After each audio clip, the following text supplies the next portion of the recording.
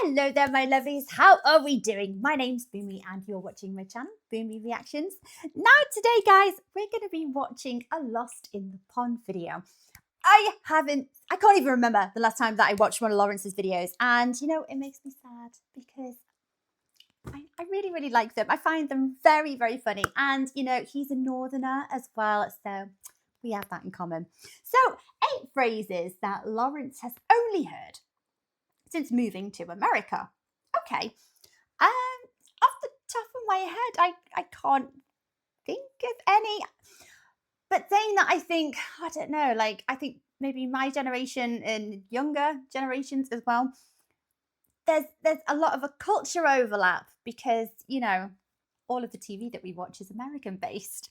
So I don't think a lot of these are going to be surprising to me.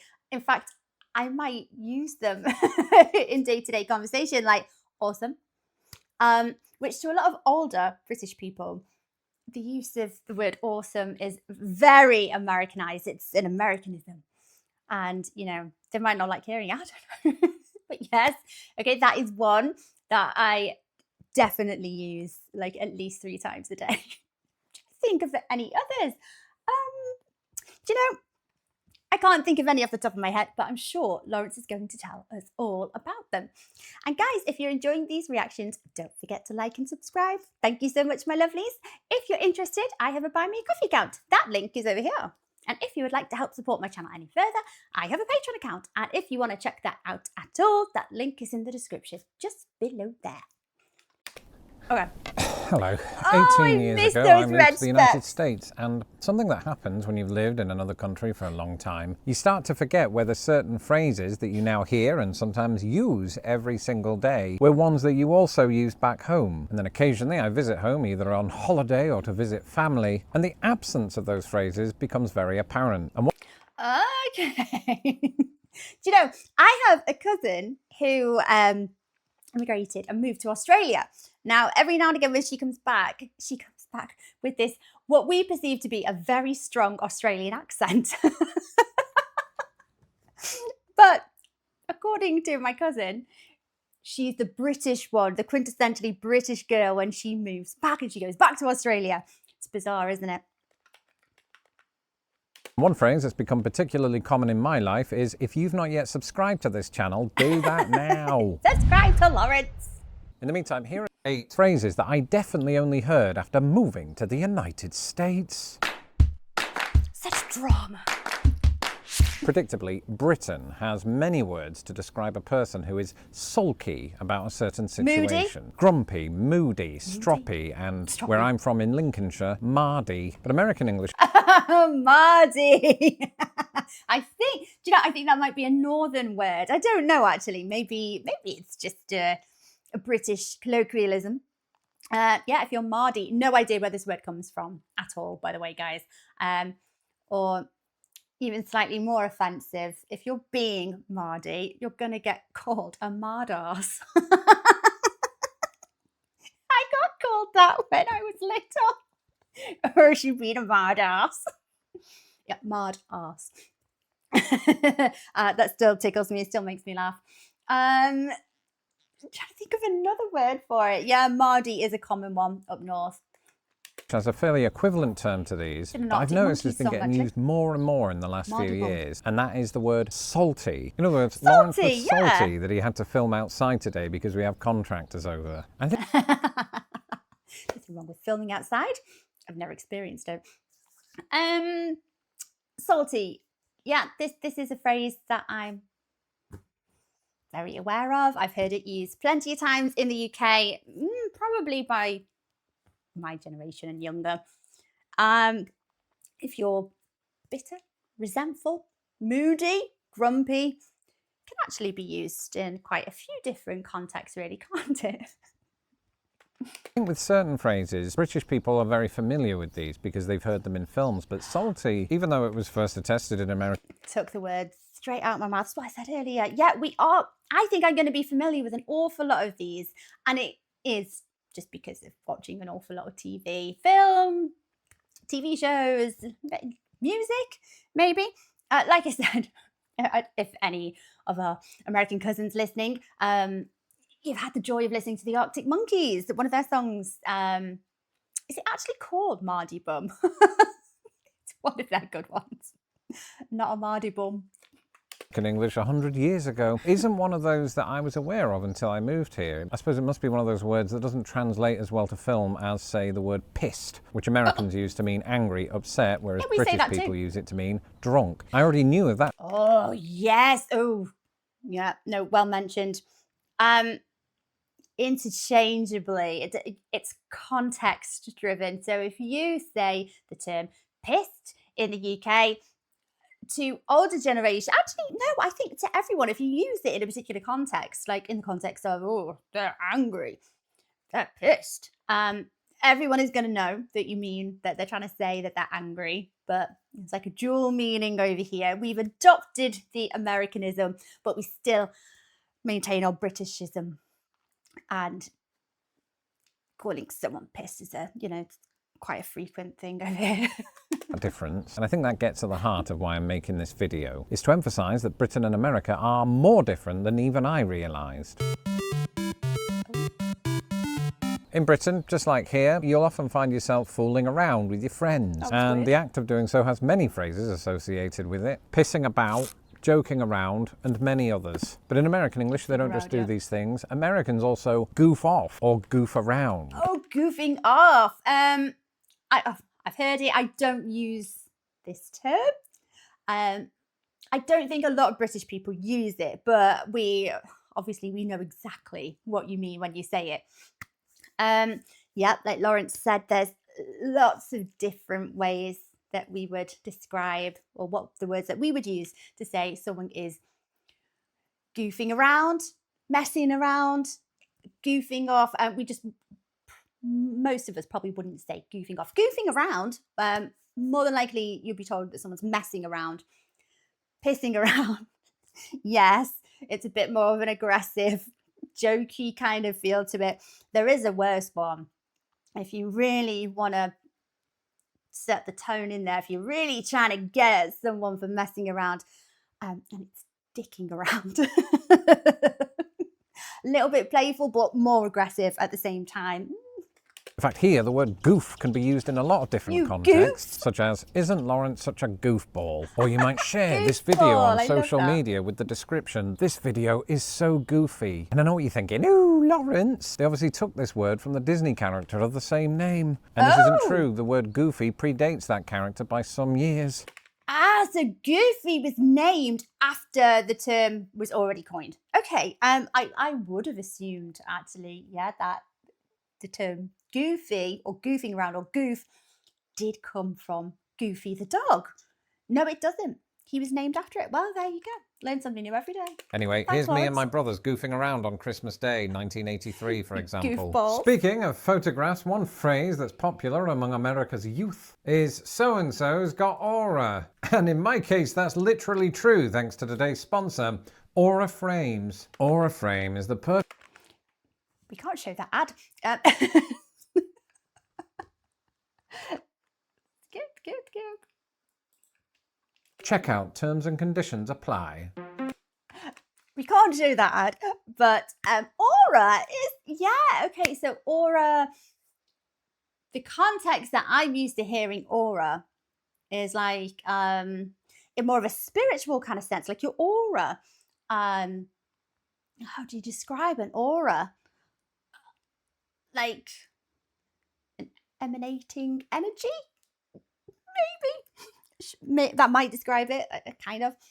But yeah, it's used obviously a lot more recently, like a feel, an aura farming. I don't tend to use this word, but yes, that's definitely one of them. Can't show that ad though. Moving on to the next one. When something like an exciting event is on the horizon, both countries have many words to describe the feeling that we might have in anticipation of said thing. British people might say, I'm buzzing. It's quite a weird image until you realise they're not literally buzzing. Nah, this is where we part ways. I have never, I've never said I am buzzing. I don't know. It's just got this kind of twang to it. I don't like saying it. For no other reason, just aside that I'm a weirdo.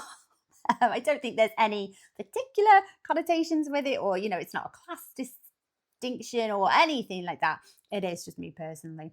But I think it was because when I was younger, this was kind of a word used by maybe more chavvier people.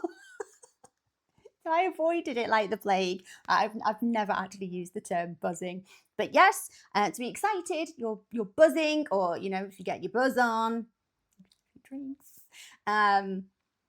interchangeably. But yes, if you're excited, you are buzzing. They're just buzzing with excitement. Buzzing well, in mate. America, you have a few different options. And one that I hear again and again is something along the lines of, Laurence, I am so psyched for your next video, but in an American accent. And I can't think of British people using the word psyched just by itself. We might say we were psyched out. In other words... Oh, yes. Psyched out is probably used a little bit more frequently, it's a bit more common to hear. I think this might be a generational thing, again, adopting Americanisms that we hear and see on TV. After we've watched so much of the TV, you'll probably find there is a delay because change happens slowly in the UK. But yeah, we do eventually start adopting those words that we hear and see. See words, the words that you hear on TV. We do eventually adopt them. But I'd say this is maybe a younger generational use of this word. I think if you're psyched to be here, I have used it, not very often though. Psyched out is probably something that we say a little bit more. To be rattled or to lose confidence, but not psyched on its own. That's something that Americans like to do. I mean, psyched. See also, I'm pumped or I am stoked. And the dropping of words like out and up and things like that find their way into various parts of American English. For example, in American English, they have this phrase, to flunk out, which is almost universally used in the context of school tests and things like that. This is an interesting word, so I know full well what it means.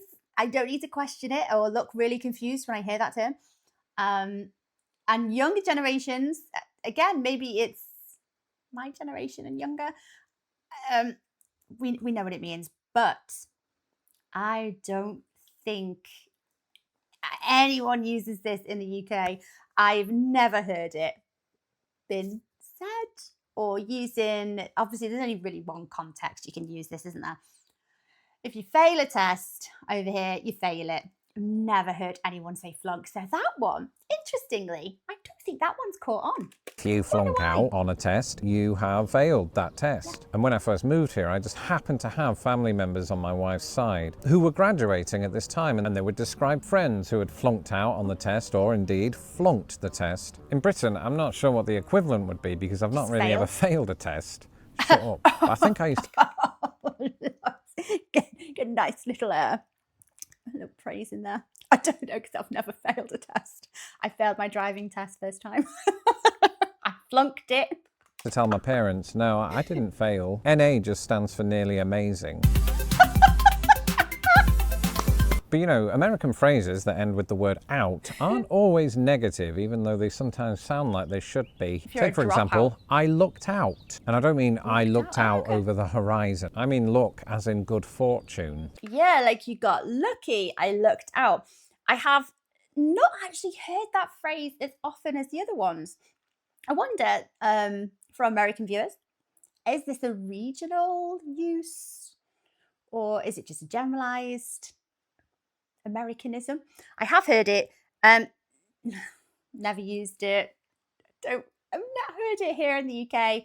We'd just say, I got lucky. Yeah, that's it. It hasn't got the same ring to it, has it? So an American might say, I looked out at the casino this weekend and took home $500,000. Yeah. Right, we haven't heard from Michael since, have we? And I must say, when I first heard this phrase, I thought it meant the exact opposite. Like, look out contains two of the same words as out of luck. And logically, in my head, it should mean the same thing, but it doesn't. Like, if you look out, you're in luck. Wow, I've never really taken the time to think about that. What do we say in England? Some of the same things you also hear in America. I got lucky is a term in both countries. I was fluky, and where I grew up, we would say, I was a right jammy bastard. Oh, I was just about to say jammy. Oh, yeah, you're a right jammy bugger.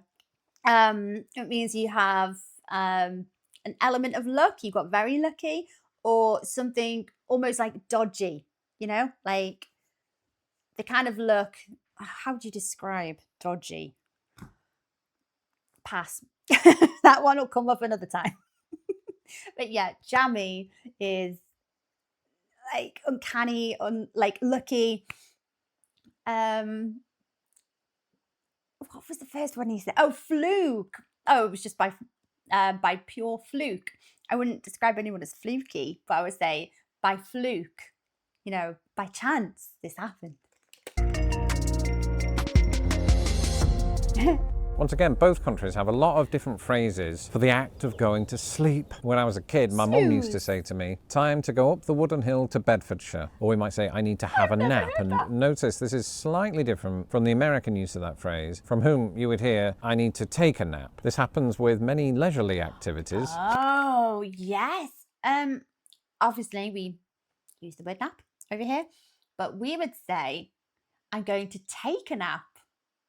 Not I'm going to have a nap. I mean, if someone said I'm going to have a nap, I wouldn't look at them funny and be like, what did you say? I would know what they meant. But I think, yeah, maybe over here we say I'm going to take a nap. Is that weird? Why? Or I'm going to take a shower. I've heard have a shower is just used just as frequently. Oh, I'm having a bowel movement. Okay. Oh no, it's the other way around. Oh, so in America you take a bath. I'm gonna have, yeah, okay. I'm obviously talking out my backside. Yeah, okay. So apparently we say we're gonna have a bath. I'm having a shower. That bath and shower one, I don't know, interchangeably. Yeah. I'd use either, and I wouldn't think twice about using either in the same context. Weird. Such as have a bath or shower versus take a bath or shower. British people have, Americans take. Which now I think about it perfectly describes how America gained its independence. Some Americans will tell you that when they want to go to sleep in a country that doesn't have Bedfordshire, they might catch some Z's. Now the keen listeners among you will realise that, well, this phrase is bound to not catch on in Britain because British people pronounce the last letter in the alphabet as Z. Well, yes, but as I pointed out to you in my last video, in which I reacted to the new UK version of Saturday Night Live, we do pronounce it Z when borrowing an American phrase like Gen Z. And we are familiar in Britain with the comic book or cartoon tendency to depict sleeping with several Zs. It's just one of those phrases that didn't catch on, and if it did, I never heard it. And that's an interesting one. So I think younger children probably use them interchangeably, or would be quicker to say Z as opposed to Z. They will 100% get corrected by their grandparents.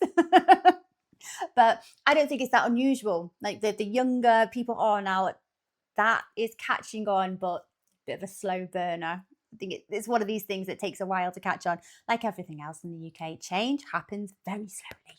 Yes, I was asleep. Maybe that's the problem. Now, if I were to play a trick on you, let's say that this isn't my real skin, it's just a suit, and underneath it is King Charles, who's currently doing a tour of the United States, or a small portion of the East Coast of the United States. He could rip the suit off and say, ha ha ha, I was just joshing with you. And it would also add credibility to the argument that the royals are reptilians. Nothing surprises me. Although, if that was true, Laurence, it surely would have been on the crown. But yeah, the things that give it away. If this was King Charles, not Prince Charles, still getting used to saying that. Yeah, the fingers that give it away. I know this phrase, but we don't use it in the UK. This is one of those that doesn't get used at all. Although we know what it means when we hear it. I think most people in the UK would know what it meant anyway. I always thought, and I don't know why. Maybe it's because I've only really heard this being said in a Canadian accent. Because I thought this was a Canadianism. Is that a right word? It's not an Americanism in my head. I thought it was a Canadianism.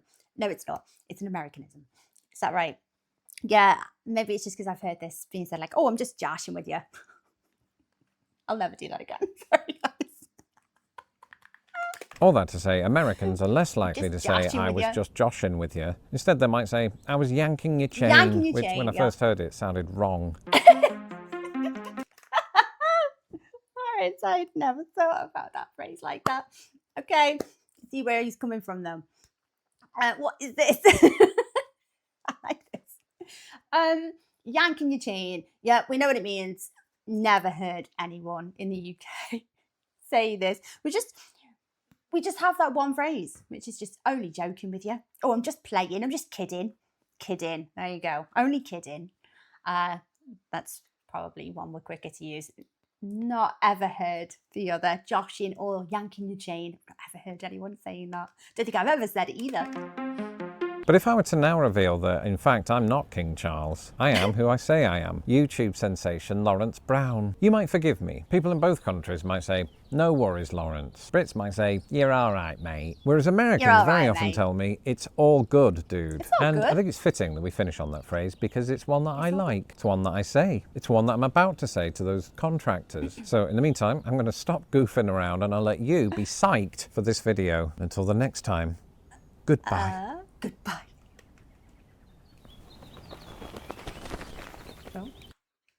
Yeah, so Laurence is using them in day-to-day conversations, see?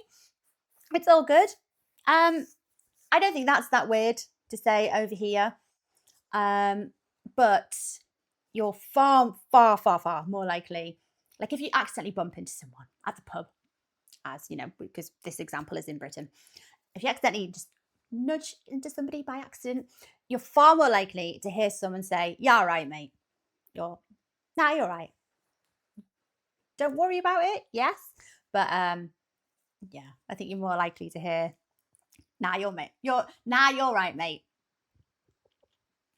I find Laurence's videos so interesting.